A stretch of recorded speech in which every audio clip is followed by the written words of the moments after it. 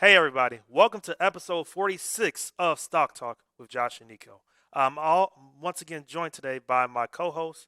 Is he my guest? Who knows? Depends on how mad I am at him or how I'm just feeling on that particular day. But once again, I'm joined by Niko. Niko, how you doing? I'm doing good. I think I'm the guest for today's show, so I'm happy to be here and happy to get into some stock market information. Happy to learn about what Josh is doing with his stocks and what his future outlook is for the stock market. Yeah, it's good to see you. I guess see you is the term. You're still in your little vacation, so I'm happy for you. I wish I went with you, but I got some other things I had to attend to, get ready for. So when are you coming back though? I will be back in Indiana in approximately 2 weeks, probably around March 9th or March 8th. I should be back. Cool, cool, cool. But real quick before we want to get started, how would you rate your trip? Like scale of 0 to 10. Well, there's different ways of looking at it. I would say it's definitely been incredibly valuable, definitely a good experience. But at the same time, there's been lots of problems and stuff I've had to deal with. From spending lots of money to I had to go to the ER 2 weeks ago. Just little stuff here and there. So, but overall, it's been a good experience. I like seeing different parts of Florida. I like living in different places and just kind of being on my own, having time to focus on all my projects I want to focus on. So overall, it's a good experience. That first part of what you was talking about kind of sounded like how the market is now, honestly. Well, different How the stuff what going is? on. Well, how it's kind of like it looked like it was going up. It was going up. It's gonna be a good vacation. Things like that. Good. Then it just go Yeah, crash all the way down. Had some problems. But that's kind of how it is. Yeah. yeah. But I guess we can use this as a segue. How the market is looking right now. So, Niko, how do you think, in your opinion, is the market, or give like a little use your eyes, your blinders, of tell people know how the market has been these past couple weeks. Yeah, so we just reviewed some of the details of where the general market and indexes have been trading the last couple months. And, of course, 2022 was an awful year for the market, and it looked like it bottomed. We hit pretty close to the bottom on January 5th, so right at the first week of the year. And then the market peaked at about February 15th. We had a nice, 5 week run there of a bull market, you can say. And then the last 10 days have been pretty rough, and some of these stocks are starting to fall. Now, one of the big catalysts for why stocks are starting to fall is because some of these inflation numbers, like the PCE that came out, I believe, yesterday or 2 days ago, those numbers are coming in hotter than expected. So even though the Fed has been hiking up rates and looked like things were getting better, inflation is still coming in somewhat hotter than expected. So we'll have to see what happens, but that's why investors are getting kind of worried or scared or being more cautious, all these different things to look at. Yeah, and probably the biggest investor the world has ever seen, Warren Buffett. He even had he's not too happy with the inflation numbers as well. He kind of threw a little nice jab at the Biden administration. I saw something that came out from Elizabeth Warren. She tweeted something directed towards Jay Powell from the Federal Reserve, and she was kind of saying make sure as you're raising interest rates, make sure you're not doing it too extreme to where you're having people lose their jobs. But I mean, we're seeing plenty of people are getting fired. Like I think the unemployment is looking fine and healthy right now, but I think these next couple months it's all going to start to kick in, and we're going to see all these layoffs come and show up in the numbers, and then I think the economy is going to be in a different place. Yeah, and the layoffs, a lot of big companies already started doing it. Facebook, Twitter, like those type of Yeah. companies like that, and even Google, they're already doing a bunch of different layoffs. And I think even around here in Illinois, Ford starting laying off some people too. Yeah. So I think the next couple months is going to be crucial for not only us as Americans, like just people, but also just overall as a whole, as the country moves on and things of that nature. See, and I know, of course, it sucks if you're going to lose your job, but I was researching something along these layoffs, and what I came across was how they were describing it as the insiders of these companies and the way they hire like managers and then other employees. they're saying that there was for most of these tech companies such as Facebook and Google, there was way too many people hired where everybody just kind of Yeah. became like a manager of somebody else, and it creates less people doing real work, or it makes the companies less efficient. That's why you see companies like Meta saying we're making things more efficient, and one of the best ways to do that normally is by laying off a bunch of people. So I mean, it does make sense because you don't just want to hire a bunch of managers and people who are just outsourcing stuff or saying, okay, well, we're going to get this person to do it. Like the more people you have who are actually contributing and Yeah, working, then like the better. I don't want to job shame anybody, but like those recruiters, a lot of those Yeah, people lost their jobs too. yeah. So yeah, definitely something to take into consideration. I mean, the good part about that is when companies announce that, that makes investors and shareholders very optimistic because that shows that, hey, this company is cutting down their cost. Employees are the biggest cost to a business. So when they lay off 10,000 workers, that's going to save them, millions and millions of dollars. So that does make a difference for the company's financials. So that is a good thing. But But how I said, real quick, overall, how do you think that morale would still even go up when you look at the market and everything else is down? Like we have been in the red, it's been everything's keep going down, each company going down and down and down. Like how can you keep that optimistic when you're even trying to be an investor and invest like that? well, okay. So on the days when these companies announce earnings, I mean, for a while there, that's why from that February, no, from January 5th to February 15th, when we had our mini bull run, like a lot of that was fueled by probably because people were saying, okay, the Fed has hiked rates. We're up to 4.5% or whatever now, 4.7%, something like that. And people were saying, okay, maybe this is gonna, that is enough to where this is gonna kick back inflation. Because I think inflation for the inflation from last year was the number one thing holding back the economy and these companies, and that's the main thing investors are looking for. Okay, and to battle this inflation, obviously the Feds have raised the rates, and I think Mm-hmm. what's the rate at now? Like 4.7 ish. It's either I think it's 4.5 or 4.75. Okay, and my question is, do you think it's going to be going higher by the end of the year, or do you think it's going to go back down to like four, or Yeah. even lower than that? So I think okay, as of the last before my point is before this news came out from the PCE information these last couple of days, the consensus was the Fed was going to raise rates maybe one or two more times, and they were going to do 25 basis point raise. Okay, so that's not that bad. That means things were under control. That's what everybody was set on was one or two more hikes that were 25 basis points. Well, now that this bad news for inflation came in this past week, now I think it's people. That's why the market's falling. I think people are starting to suspect, okay, maybe we're going to see a 50 basis point raise. And I mean, there's different ways of looking at it. Personally, one thing I like about it is that instead of rewarding, because I don't think when you're in an environment or an economy where there's just free money, where when interest rates are close to zero, that's pretty much what things are. That means free money. That means it doesn't cost much to borrow money. So the good thing about having these higher interest rates from 4 to 5% is that for one, it means money is not as cheap. So people are not going to be borrowing as much money so easily.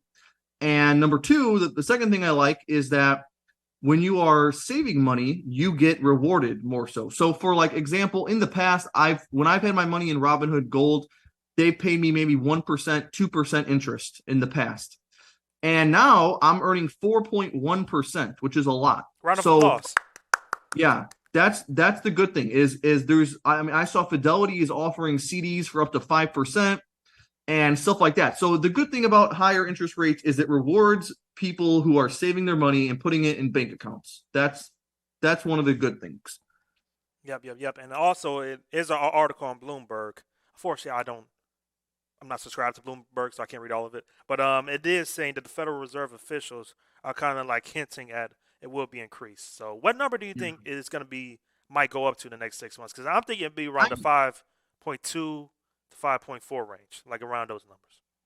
yeah, I mean I would think I would it's tough. I would say 5%, maybe 5% or 5.25%. Um Do you I see would any say way that it will somehow go up to like 6 or something like that? I think that would be pushing it way too far. I think that would be way too.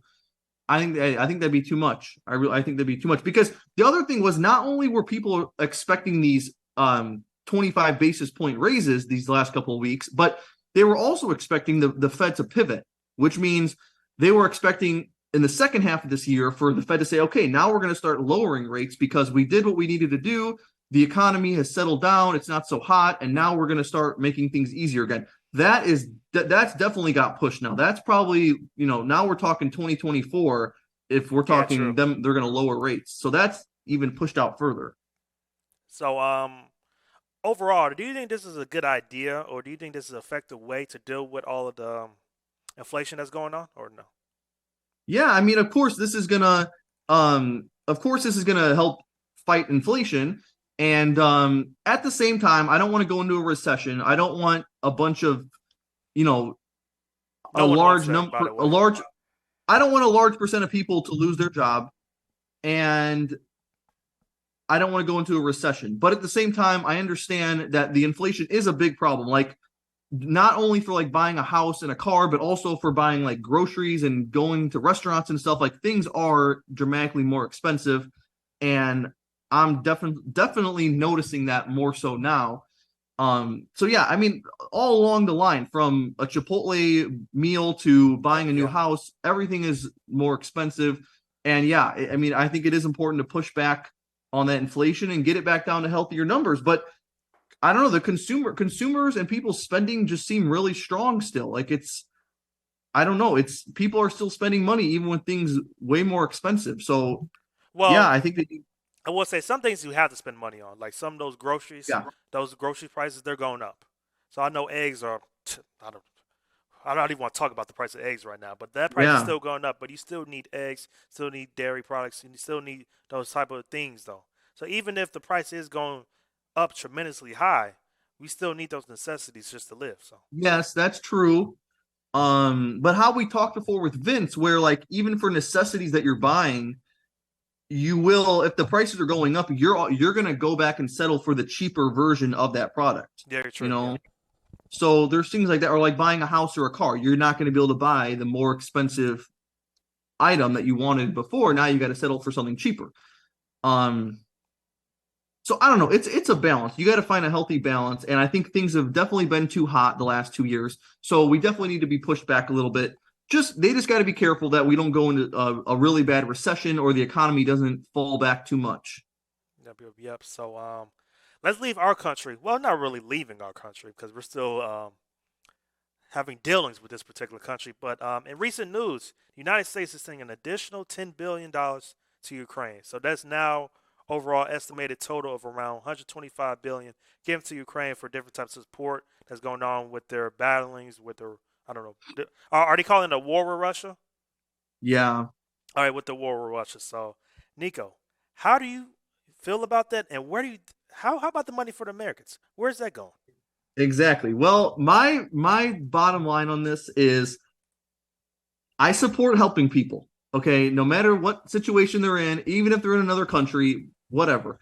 But that doesn't mean that the people in our own country should be put in second or third place after people in other countries because the United States, their job is to take care of the United States citizens first and foremost, and then you can go ahead and help other countries if you really feel like you're in that position to do so. The argument that I make is it's not like the United States is perfect. It's not like we have like the greatest country with the greatest economy and healthcare and education and all this stuff. Like we have our own problems. We have enough people in poverty. We have enough things that need to be dealt with. So if we're giving $125 billion out to Ukraine, then we need to prioritize spending a similar amount of money on our own people to make sure they're in good condition. And I think on the flip side too, I don't think that's like even with Ukraine. Like yes, they're getting the money, but they still have to pay all that stuff back. So you're gonna be having to pay back Do they? America. Yeah, probably so. I don't know, but I wouldn't be so So sure. they're just giving away money. I wouldn't be surprised. Now I'm not 100%. I don't know. I don't know. I'm It's just in my eyes when I'm just thinking, looking at it, it has to be some reason why the Biden administration is keep doing this constantly, sending $125 billion, not just a dollar 25 to somebody, $125 billion. That's a lot to Yeah, me. I know. Yeah. But let's this will be a nice segue to while we're talking about Russia. Nico, you drink beer? I quit alcohol 6 weeks ago. Oh, congratulations. Yep. I have not had alcohol since the first week of or the second week of January. So I'm approaching 2 months now. Good to hear. But in news right now, one particular beer company's kind of got a little backlash going on. Heineken um, says that a popular beer company is boycotted after producer breaks promise to pull out of Russia. So So they're when staying in Russia? yes, and then right here it says Heineken launched no less than 61 new products on the Russian market last year after promising to stop investing there because of the war in Ukraine. So I think Yeah. Heineken also released a statement on their page. They also say that Russia is a huge place for where most of the business is. I think actually the Heineken logo, if you think of it, is like the same color of like the Russian tanks too. So I think Heineken is like a Russian company as well. So Oh, there's is it? that. Yeah, Are you sure about I that? might be wrong though, but let me Google. But Nico, how you feeling about that though? I feel like it's a Dutch company. Dutch company. There you go. Dutch. Well, now this is interesting too. In the news, we also see Bill Gates is buying a stake in Heineken, Yeah. even though he's not a big beer drinker, which is interesting, I guess. But my view on this, because right at the beginning of this war, McDonald's and Starbucks did the same thing, and I'm pretty sure they went back into. I want to say they went back into Russia. I'm almost positive. I'm almost positive they opened their stores back up. But my perspective on this is I understand both sides, because with one side you're losing tons of money, right? You're hurting your business by you're losing millions and millions of dollars by closing down your stores. But at the same time, you're supporting a good cause, you're making a stand, and you're helping out. If you believe in the United States and you want to help them, then that's great.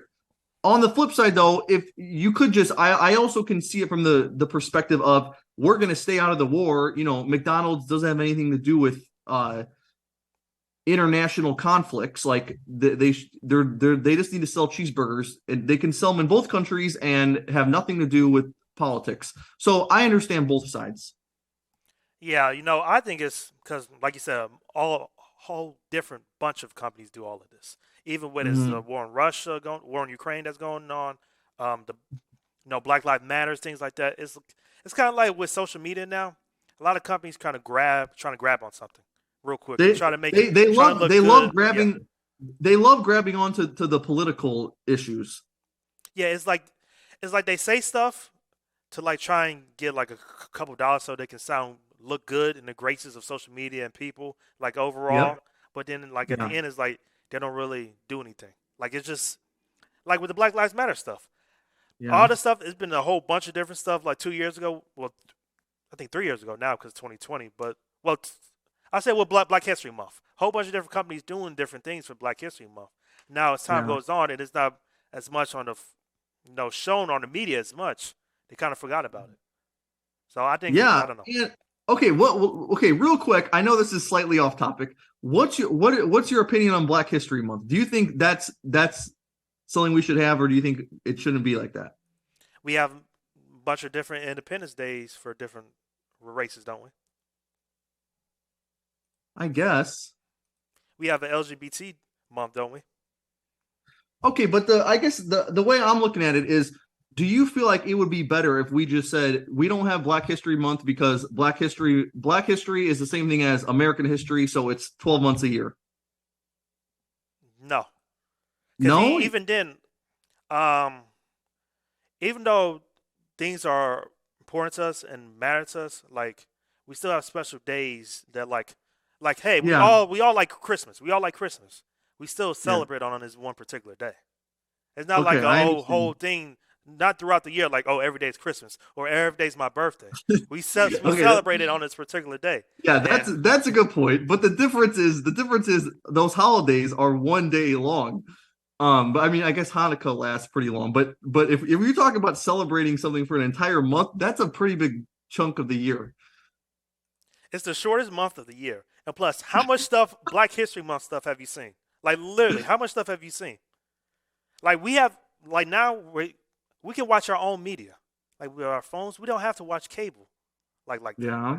Like we barely see anything. I can't Oh, remember the last time I saw a commercial. I know. I don't really watch commercials either because I have how you YouTube said it. Premium. Yes, I'm rich. I do too. No, I I have do too. YouTube I have Premium, YouTube. so no ads. I have Yep. Apple Music, so I don't have to listen to anything like that. Yep. Me And I too. barely. The only thing on cable I watch is sports games. Besides that, I have HBO Okay. Max. I have And all I the mean, streaming I services. the only other thing I watch is Netflix. But if you're talking about sports, can't you? I mean, but yeah, I guess you're right. If you're watching it on Fox, I guess you're gonna have to watch commercials. But isn't there another platform you could watch sports on that don't have ads? No, I don't think so. No, so I There's think it's I something know. that has to play, like with breaks, with timeouts, things like that. Something has to stop for a minute.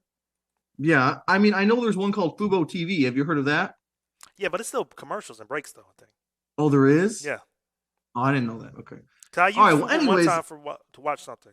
It was still breaks, but I don't even pay attention to commercials. I'm on my phone when yeah, I every know. time anyway. Like we Right, all I are on know. our phones, our iPads when we're watching TV. So who cares? The only place that it's good to have a commercial on TV during a sports game is the Super Bowl because everyone's attention is going to be on those commercials. Yeah. But actually, I don't. We didn't bring that. Did we bring that up on the last podcast? The No. Super Bowl. Yeah. You know any? Was there any big news? Like how much does a Super Bowl commercial cost now? I know it costs upwards of $7 million for a 30-second commercial. All right, and actually, this is a good question to have. Do you think those Super Bowl commercials is like a good idea for companies? That's a great question. That's very hard. I think. Okay, well, right off the bat, if you're spending $7 million on a commercial, you better be a multi-billion-dollar corporation that has that type of budget. But number two, I think it pays off more for companies that maybe the product connects more with those consumers. So like I think the traditional ones like the beer commercials, the Doritos commercials and stuff like that, maybe a Verizon commercial, some of those like beer, for example, that's going to connect with a large part of the audience. And those beer companies like Bud Light and stuff, they have all that money to spend on stuff like that. So that I think it's a good idea. But I think for a lot of companies, it's probably not worth it because I can't imagine is that $7 million actually going to bring you in $7 million more of profit? I doubt it. Okay, so I don't have the numbers now, but on a Super Bowl, it was a commercial, and for one Yeah. TV streaming service called Tubi. You ever heard of it? What's it called? Tubi, Tubi. Yeah. I've watched that. Yeah. Okay, now Do you remember the commercial? No. Okay, well, it was protect.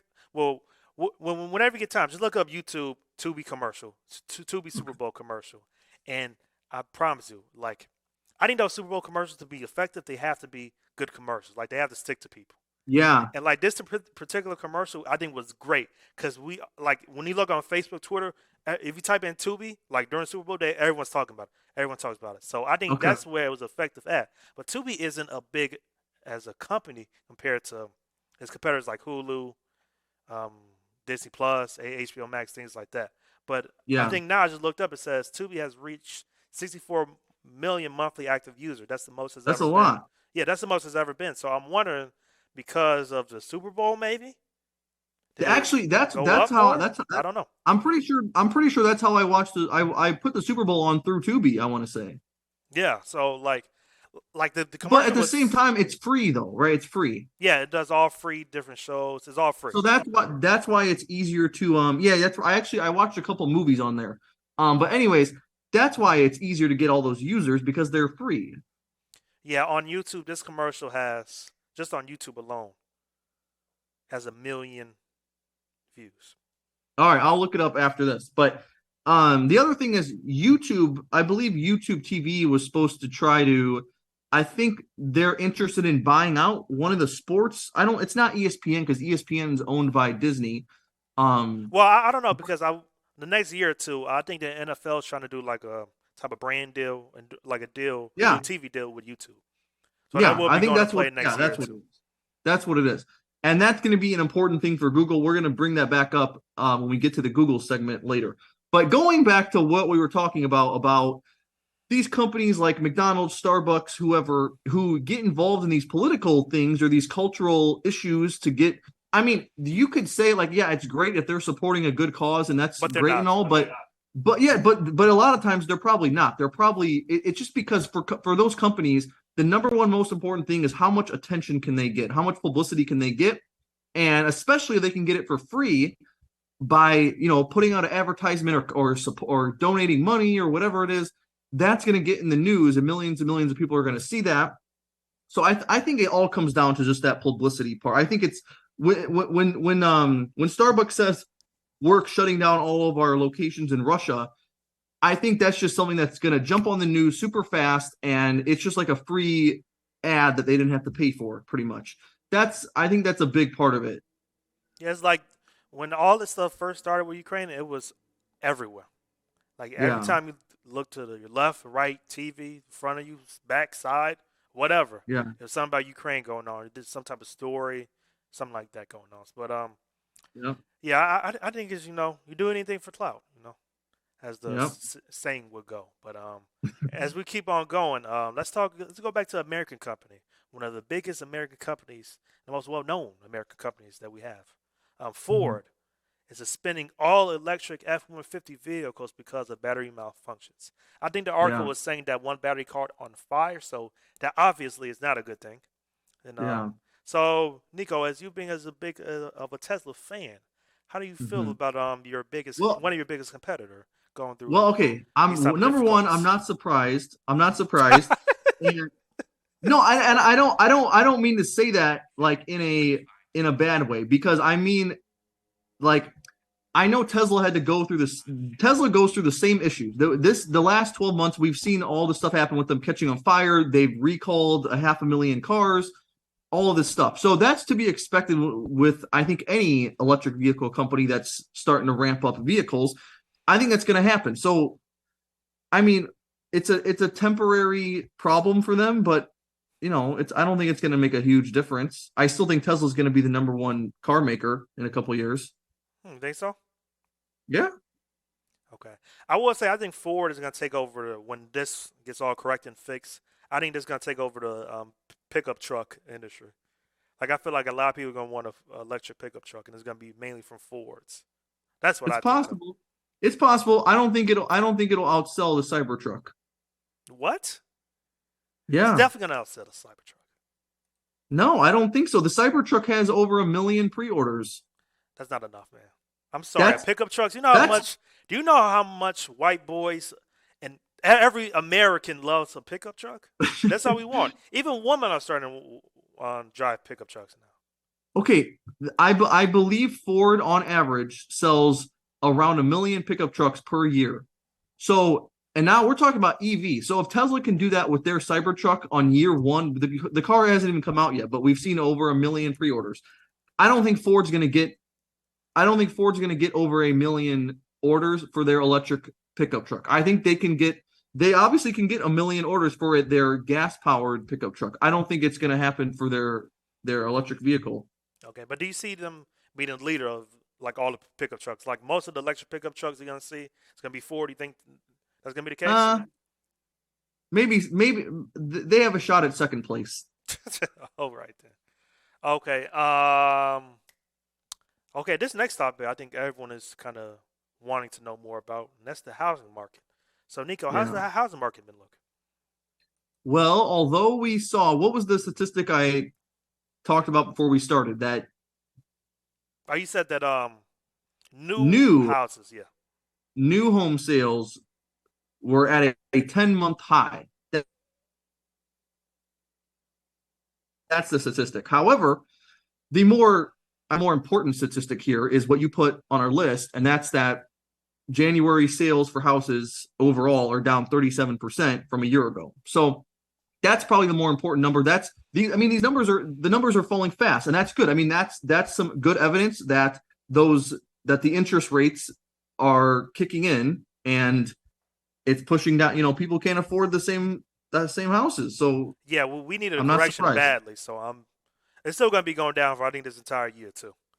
I think next Yeah, year we're going to be talking next January, February. We're going to be talking about the same thing going along. probably. Yeah, so it's a good thing in my eyes because I don't think it's kind of like crashing or anything, but it's correction because they were just so too high past couple years. So Yeah. that's a good thing. And I mean, you keep looking at, I've done a couple months ago, I did like a chart showing like when you look at over the last 50 years, let's say 50, 60 years, especially these last couple of years though, what people's income are like relative to the house that they buy, they can't, like back in like the 60s and the 70s, things were much more affordable. Like it was like three times the average salary Yeah. was how much a house costed. Today it's like six times, because no, actually, if you think about it, the average income in America is around $50,000, something like that. And we're talking about houses are now, the average house costs 420 something thousand.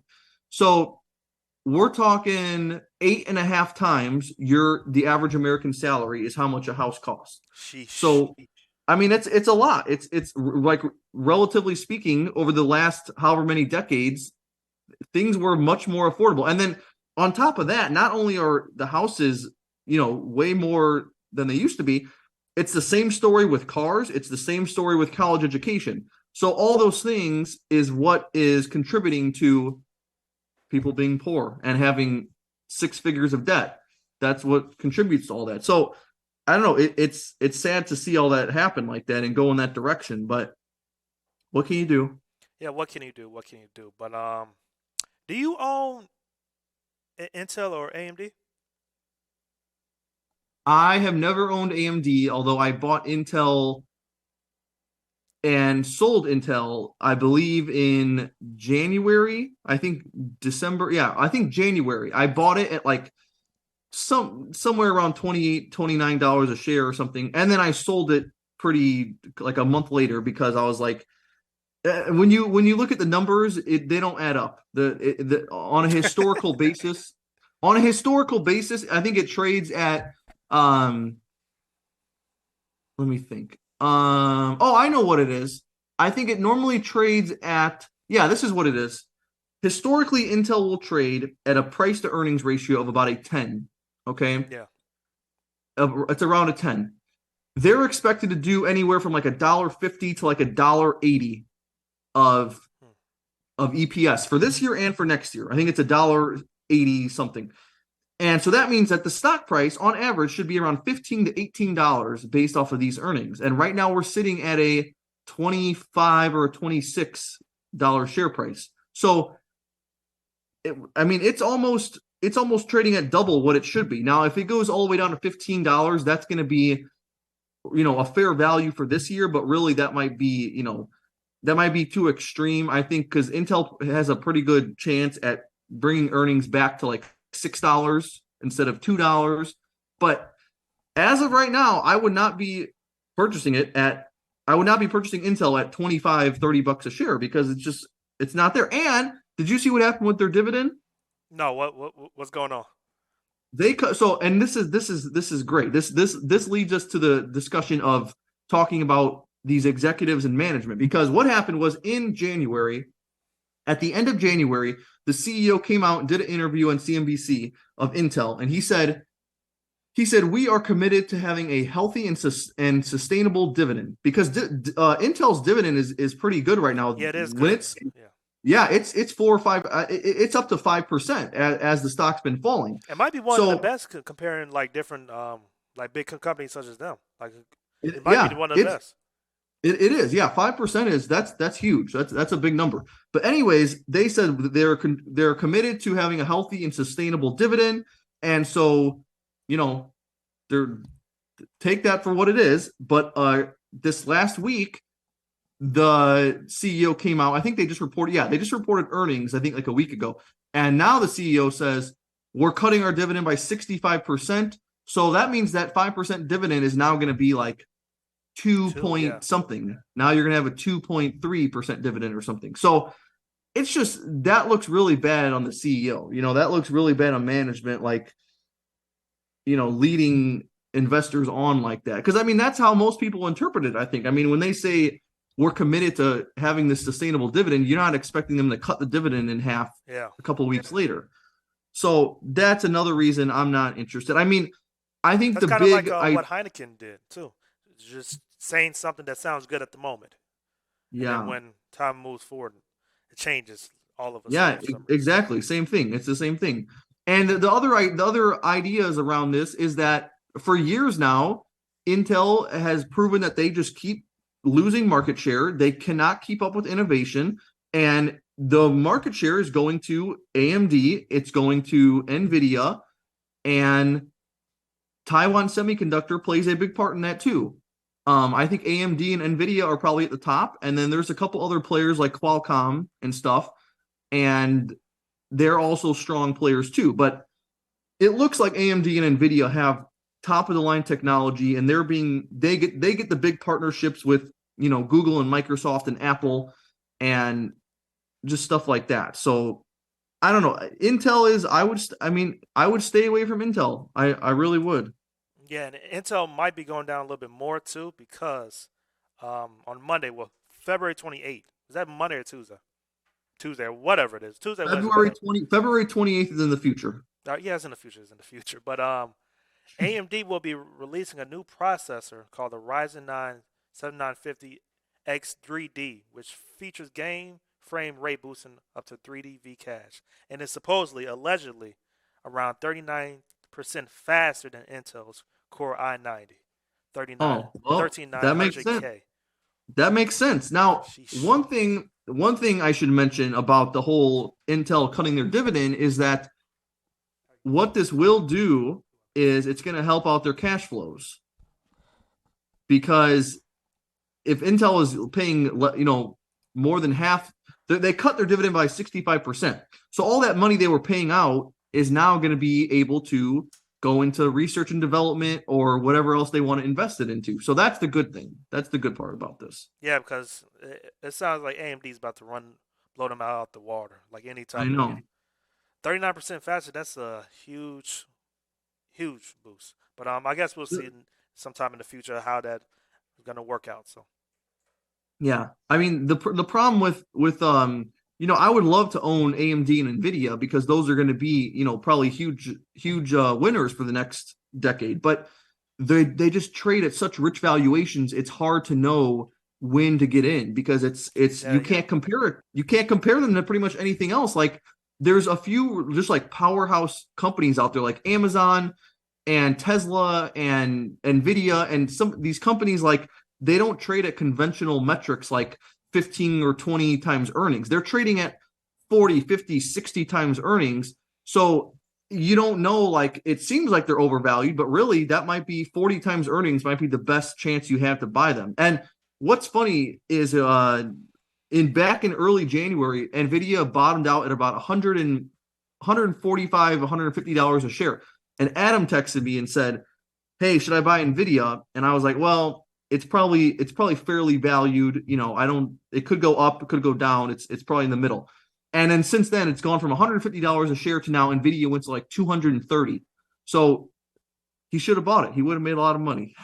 yeah. Let's talk about the Adobe and Figma deal. It's kind of like a big fork in the road or whatever was going on with them. So Nico, you would kind of want to let people know. Yeah, so this is a whole another thing to get another conversation to get into regarding big corporations buying out smaller corporations that are oftentimes they're a threat to their own company. So like the thing that's happening with Adobe right now is that back in September they announced they were buying a company called Figma for $20 billion, and this company was posing a threat to the future of Adobe. Many investors thought they paid too much for this company, I think and the so too. stock fell. Huh? I said I think so too. Okay, and that's fair. That's a fair claim, and that's why the stock fell 16% that day. But the other side of this that I think Adobe was getting at was the fact that they're a hundred. They don't have hundreds of billions of dollars, but their market cap is somewhere up there around $250 billion. So they don't really care if they pay an extra $1 billion more than what it's worth because they're eliminating that's giving them so much safety, so much of a safety net by eliminating that competitor. So they're like, okay, whatever, we'll spend whatever money we have to get this competitor out of the way. We're going to buy them up and we're going to help, grow our ecosystem.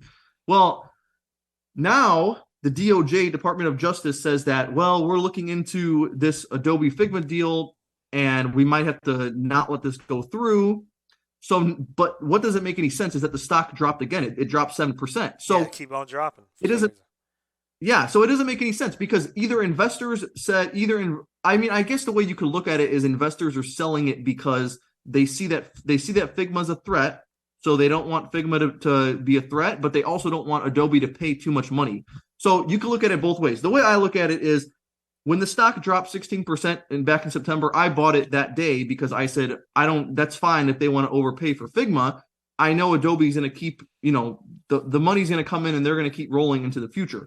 So I bought it then, and I'm probably going to buy it pretty soon. If it goes closer to $300 a share, I'm going to buy another share of it because I don't know. I mean, I would like to get your opinion on what do you know about Adobe and Figma, and do you think that Adobe has a pretty strong customer base, or are they going to be easily taken out by other competitors? No, it's because I don't know much about Figma at all, but I know Adobe a lot of things on the technical aspect. I'm a customer of Adobe products, but not only can you can add videos. There's a service you can add videos. You do Photoshop.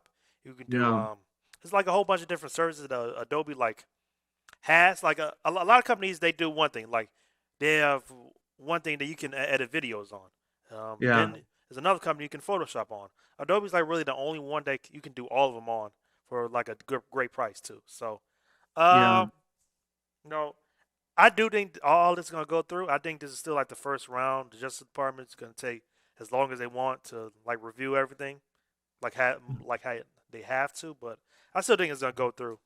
No, I think I Adobe think even there's still thinks so too because they're still expected. They still expect it the sale to go through by sometime in 2023. So I think one thing to compare it to would be the other large acquisitions that are going on. So the one that happened or probably around the same time I think it was as around the this same one. time, around a month apart, maybe if that.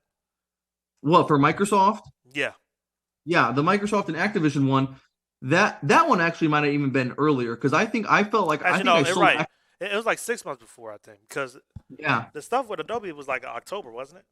no, September. September. And Yeah, I so I and I think remember Microsoft was selling. the beginning of I think last year, whatever. Yeah, because I remember the day that Activision, when that news came out, Activision went up huge that day. I remember I was super excited. I sold out, and I was glad to be out of it. So that feels like that was a year ago or something. That was a long time ago. Yeah, Um, January 18, 2022.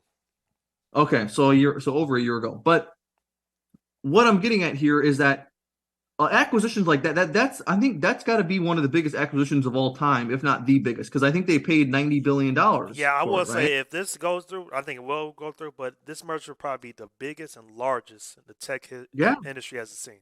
So yeah, Easily. so if we're talking, it depends what the DOJ is going to look at things like this and say, okay, are they going to pay? The question is, are they going to pay? How much weight are they going to give to the dollar amount of the acquisition, and how much weight are they going to give to how much power or control or monopoly characteristics is this going to give to the company? Because Microsoft acquiring Activision is more so to spread the business and grow the business, as not it's not so much as to say, oh, Microsoft was going to go out of business if Activision stayed in business because they were a threat to them. I don't it's it that's a different story. But when you talk about Adobe buying Figma because they Figma poses a threat to them, that's a different story. So it depends how you look at it, because if the Microsoft deal goes through, that's 4.5 times bigger than this Adobe Yeah. acquisition. So you would think that the Adobe one should easily go through. And a couple years ago, when I owned Salesforce, this is another good example. Salesforce is a huge conglomerate, huge corporation. They bought Slack for at least 20 billion, if not 24 billion, and that deal went through. And that's a great example of those companies are very similar. It they're strongly related. Wait, real quick, I'm gonna tell you why this one kind of went through a little bit easier compared to the Adobe one. What Um, the FTC did file a complaint in December, and for what? with the acquisition with Microsoft and what's the company name? I just forgot. From That Microsoft and Activision, or are you talking about? Activision, yeah, from Microsoft and Activision. So it was a Okay. complaint that was filed in December, but someone for Nvidia says we were a little concerned about it at the beginning. That's Mhm. the president. He says, but then we reached out to Microsoft, and they were very open about wanting to enable cloud gaming and work with us on a 10-year license agreement. So over time, they made us more and more comfortable with it. So I'm kind of looking at now that Microsoft is going to be a little bit more leaning to give out these different IPs and properties to different companies as well. So I think, Okay, yeah.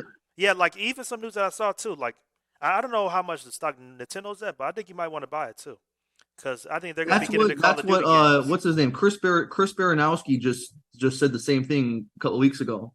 Yeah, because Nintendo's going to get all Call of Duty games now too. So that is probably going to, Oh, is that how that works? yeah. So it's like a bunch of different licensing agreements now. That's probably going to be going on. Yeah, right. Because okay, that makes sense. Because they don't want it to turn into a monopoly. They don't want Microsoft to say because Microsoft would it would help them if they said we're only allowing Call of Duty to be played on Xbox. Yeah, and even with the Xbox now, a lot of those games on the Game Pass, they're not exclusive to the Xbox. You can buy the Game Pass on PC.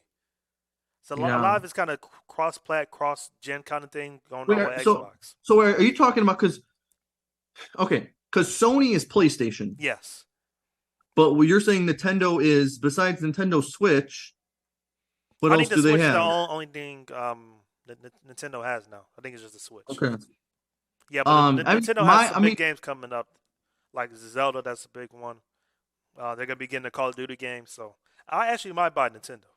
I mean, I like I understand Sony and Nintendo. Those are both strong companies with. I mean, they got a lot going for them. The problem is those companies are ADRs, which I don't like anymore because after I learned my lesson with these Chinese stocks like Alibaba and Oh yeah, Baozun, I don't want to open that back up again. I don't like. There's so many things that you have to deal with that you don't get certain information. There's so many things that are like just they're like hidden from you, or you have to guess, or you have to wait for. There's a bunch of delays. I don't like dealing with that with my stocks. So that's the only thing. I don't really want to invest in these ADR companies anymore. It's a different story. That's the only thing. yeah. But yeah, I mean, I guess the underarching. I mean, because I'm a total supporter of. I don't want these major corporations to turn into monopolies either. I don't want Microsoft, Amazon, Google, and Apple to just be able to buy any company they want and then keep growing forever. I mean, that's great if you're a shareholder, but it's not great for like the general economy and for any other company that's trying to grow. So it doesn't create that's you don't want monopolies in those type of environments.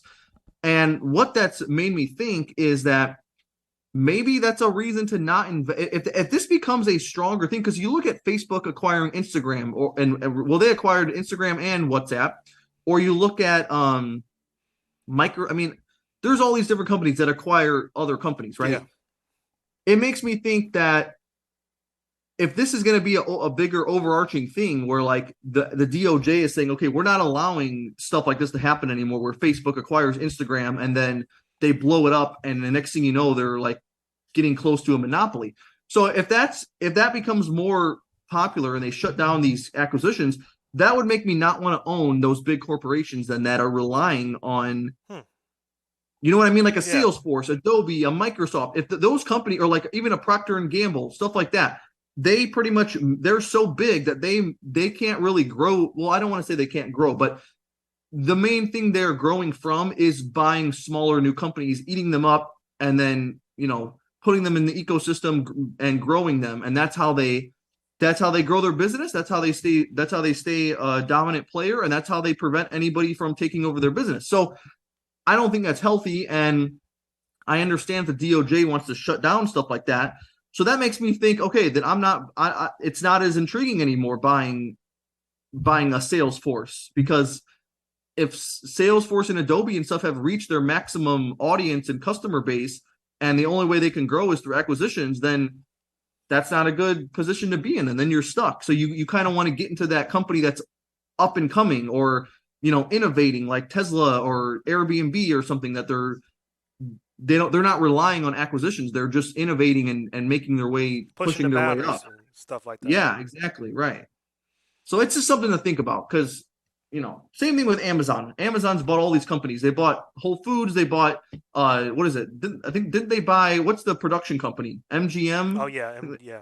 They bought MGM for 10 billion last year, and just all that. I mean, they own Twitch. They own so many different companies now. It's just, I don't know, just something to think about. All right, so let's segue to another big company, Google. So, do you think Google was kind of somewhat of a dangerous buy? That's what's going on. Well, You have obviously seen all the AI stuff with ChatGPT, right? yeah. What's your thoughts first? You answer before you answer that question about Google. How do you feel about ChatGPT as a whole? About ChatGPT, um, it depends how you look at it. I mean, I think it's insanely funny and crazy. I think it it's is. It is. like now it's kind of like meme thing, but I think like all of society is like a meme thing now. But I think that's like ChatGPT is like the biggest meme thing. But I think now it's kind of cool. But it won't give you stock advice though. I don't think so. It won't. No, I don't think so. I haven't tried that yet. We're gonna have to But try I it. mean, the way I mean, like the way Chat GPT fits into certain use cases, it differs. It differs upon them. So like, it depends what we're talking about here. If you're talking about, is Chat GPT, what's it going to look like if they try to replace our Google search or something like that? That's one argument. Yeah. But if you're talking about, oh, can we use it to write me an essay or make me a logo, or um whatever, or I don't know, let's say it But you know depends what what? we're talking. Real quick, if I was like a Samsung or Apple, I'd try to get my hands on ChatGPT, somehow incorporating it into the phones. That's what I would do. Well, but Chat GPT is owned by Microsoft now. Well, actually, is it owned by Microsoft, I, or do I have they no just have idea. a stake? I have no idea. They might not. I don't think they own all of it. I think they just have a stake. Yeah, yeah, I think Microsoft just has a stake in it because it's not saying anything like that. But I think if it's somehow going to the phones, Oh, incorporate wait like a that. Okay. I think this is what it is. Okay, so I think they invested $10 billion last month, but I think it has a $30 billion valuation. I want to say, I'm pretty sure that's the number that I used to see. So it looks like Microsoft owns a third of it. They own roughly a third of Okay, it. yeah. Okay, so in other words, they could, because I think it's actually owned by OpenAI. That's the actual company. So yeah, they could partner with Apple or something. That's a good idea. That's a good idea. That's why I think for now it would be the most effective way of using it. Like how we use Siri, we could just use ChatGPT. Yeah, yeah, that's a good point. I wouldn't be surprised if Microsoft tried to put that into their, like, the laptop I'm using right now is a Laptops too. Microsoft, like They used to do cell phones too, Microsoft. yeah. Can Yeah, I bring don't those think we're back. going to see any more cell phone players. But as far as all the devices that Microsoft has, or maybe they'll put it in the Xbox or something. Who knows? But Yeah, because I don't know how the sales are, but they got to be bad with the Xbox. I don't know who has an Xbox. what do you mean? The new Xbox. What's the point of having a new Xbox when you just buy a PS5 and get a PC? Most of the Oh, I games, don't. like how I told you on Xbox, is on PC. I'm the things that you should get is buy a PS5 so you can get some of those console exclusive games such as Spider-Man, and buy a PC. What's the need for Xbox? There's exclusive games for PlayStation, but there's not exclusive games for Xbox. There, yeah, but there are no, there are some games that like only you can play on Xbox and PC, and you can't play on PS5, and so on, so on. Oh, But I okay. personally think the exclusives on PS5 are a little bit better. Like you can't get the exclusives on PlayStation 5 on a PC, so that's why I'm saying you might as well get a PC you still can play those exclusives on Xbox, and you have a little stronger. PCs is like a stronger type of. It's way better than consoles. So you might as well just buy a PC and then just get a PS5.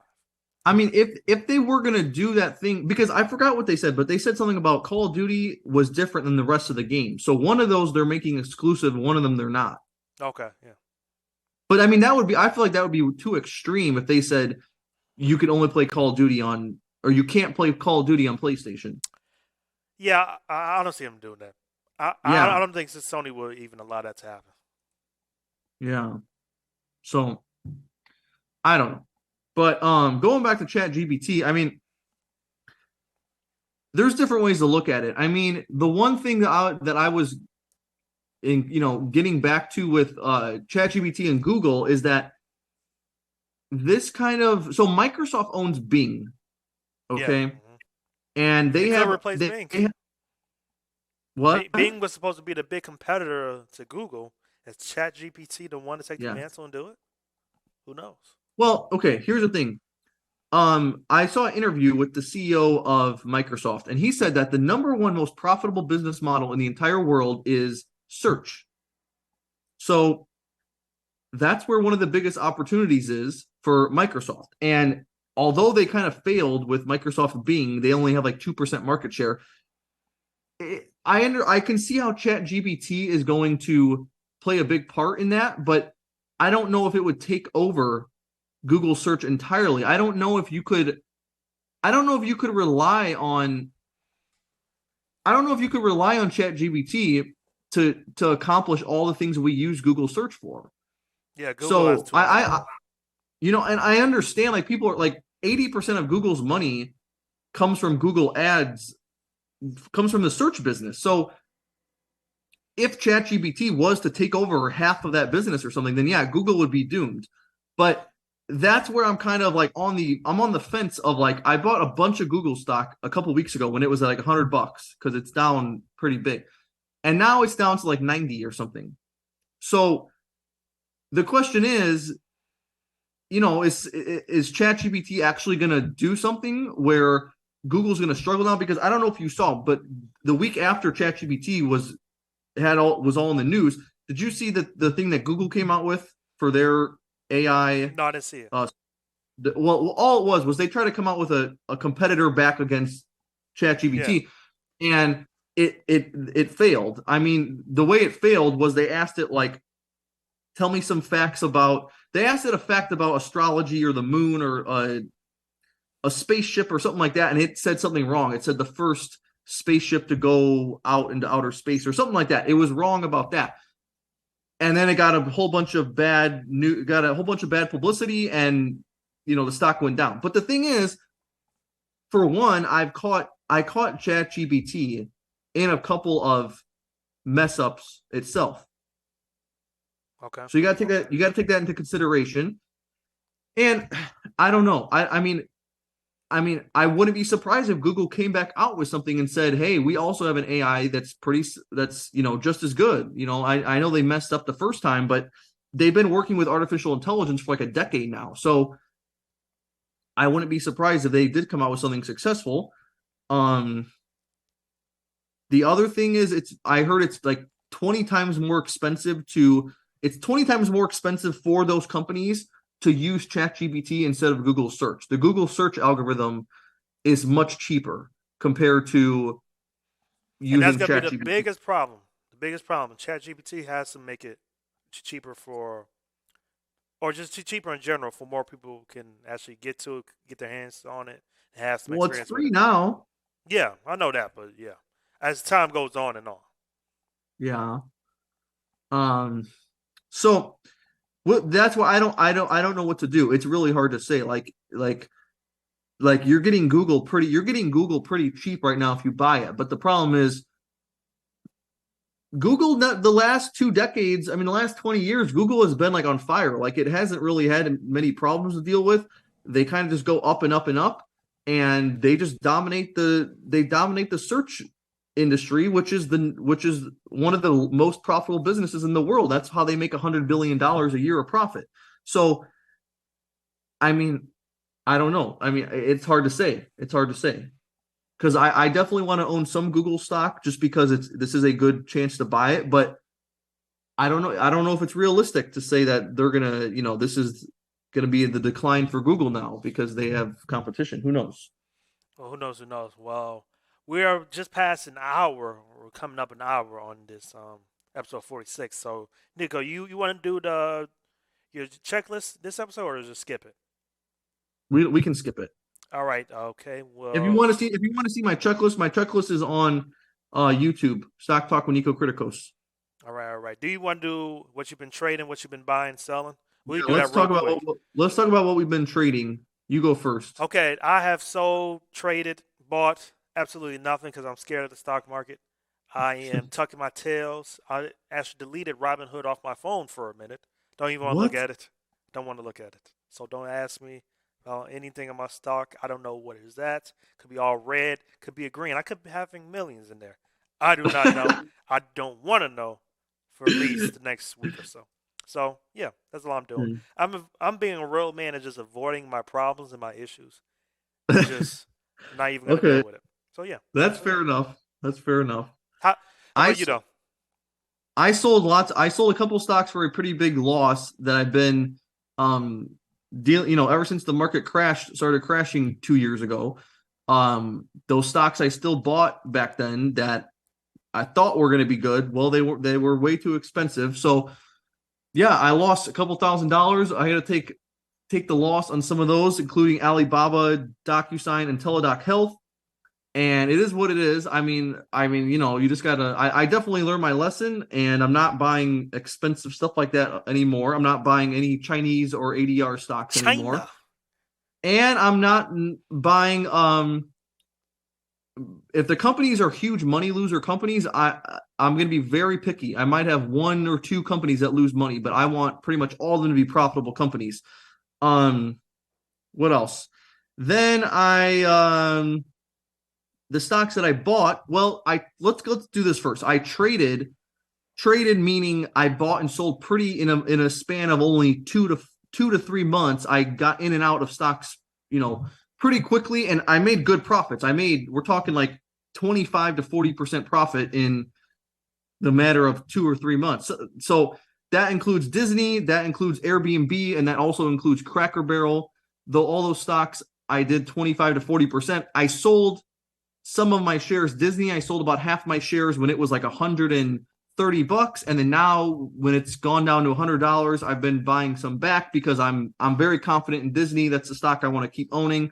And then Airbnb, I bought Airbnb at 90 something dollars a share. I sold off some shares at around 130, $140, and now it's back to 120. So I'm going to start buying into that as it goes back down, if it goes back down. So that's what I'm doing. And then Cracker Barrel, I sold most of my shares. I forgot what I sold it at, but I sold it at 120 or something. Cracker Barrel is another one, which it's a good company. I would like to own it, but I'm not buying it again unless it falls back down. Then the stocks that I bought were Tyson Foods, Dollar General, Union Pacific Railroad, Comcast, and 3M. I've owned that for like a pretty long time, but I'm buying more shares. Tyson Foods I guess they're losing money because of the beef shortage or whatever is going on right now. I guess, since beef is expensive, you would think that would actually make them more money, but somehow it's not. Well, it might. So Well, the cost to get it might be hard though. that's true too. So that's another part. I think the thing that sparked my interest in that one was I saw some billionaires buying it. So Tyson Foods is the fourth largest meat producer, I believe, in the United States or in the world. I think it's in the world. They're the fourth largest. So I'm not too worried. That's another type of company. I'm not too worried about Tyson Foods. I mean, they sell half of the meat products that are sold in all the grocery stores, so I'm not too worried. Um, Dollar General is a one that I'm really surprised on. It doesn't sound like it's some you know phenomenal business, a dollar store, but if you look at all the numbers, they have some of the most healthiest numbers you're going to find from 99% of stocks out there. They're doing almost everything right. Like It's the best store they're in the world. I'm sorry. You get what's that? everything. It's the best store in the world. I'm sorry. Dollar General. I mean, yeah, that's the other way That to and look at the it too. and just any type of that Dollar store, I love Yeah. it. I Because love that's the other way to look at it too, is like, um, if you're talking about Target, for example, Target might lose some sales if we go into a recession. Dollar General, that's not going to happen. They're only going to increase. They're going to increase sales. So there's not it. much Yeah, to worry right. about in Dollar General's case. I mean, I don't know. I mean, do you have any ideas for what could put Dollar General out of business or something? I mean, unless Dollar Tree comes out and like comes up with some new great great business model I that don't know. We all start making more money. I guess I don't know. yeah, I guess Dollar General's Prices stay the same, and we all make more money. That's the only thing. We if start going to if Target Dollar more. if Dollar General's only downfall will be if Americans suddenly become if a bunch of Americans become suddenly rich and poverty just ends, then I will sell my Dollar General stock because nobody will be going there anymore. Then Union Pacific, this is one that is another one where it's just like they're pretty much doing everything right. The company's been around for over 100 years. The stock price has a great track record of just going up and up and up. They're growing their numbers. I look for stock-based compensation a lot of times. They don't have a problem there. So, and I mean, and it's Union Pacific Railroads, which means what we just saw happen with Congress and the railroads last year. Like we saw how these companies, I think it's Union Pacific and one other ones or one other company, they don't really have anything to worry about because if they have any threats to their business, the government comes in and says, "Hey, we need to make sure these companies succeed because it's gonna hurt our country too much." So I think it's like I forgot what it is. I think it's 30 something percent, at least 30% of all like transportation of goods relies on those trains. You can't do it by boat, you can't do it by truck, and you can't do it by plane. So that's that's one of the best moats you can have. There's literally it's not like any company just can come in there and be like, okay, we're laying down railroad tracks through all these states and we're forming business partnerships with all these different companies. That's not going to happen. So it's and Union Pacific is trading down um a lot further down than where it normally trades. So I feel like I'm getting a pretty good price there. Comcast is another one I've been buying. I really like Comcast. I think this is one of my favorites. This one looks like some of the easiest money I've seen because if you run the numbers, you look at what their price to earnings normally is, um, and you multiply that times what they're doing for EPS next year, it's the stock should be 50 or $60, and it's only 37 right now. So, and the other thing I liked when I went to Universal Studios 2 weeks ago, and I had to buy a taco, and the taco cost me $14 or $13, and I was like, Jesus Christ. all these people are buying all this stuff, and they're paying $14 for a taco. So that company is just printing money. They own all the theme parks, they own NBC, they own the streaming services. Like they got a lot going for them, and that's why I like Comcast. And then 3M, there's a lot of backlash for that one. They had a big chemical spill, and hopefully it's not. We should talk about the train derailment in Ohio, but 3M has the really bad reputation right now. The way I look at it is it's nothing new, and I don't think people are going to stop buying Post-it notes or Scotch tape or Yeah, never. you know what I mean. So it's like that's the way I look at it. Like I understand they did something bad and let them pay all their money in fees, but 3 years from now they're going to be back to where they've always been. Thank you all for tuning in to episode 46 of Stock Talk with Josh and Niko. Y'all have a good one out there. Stay safe and to greener days ahead. Bye bye.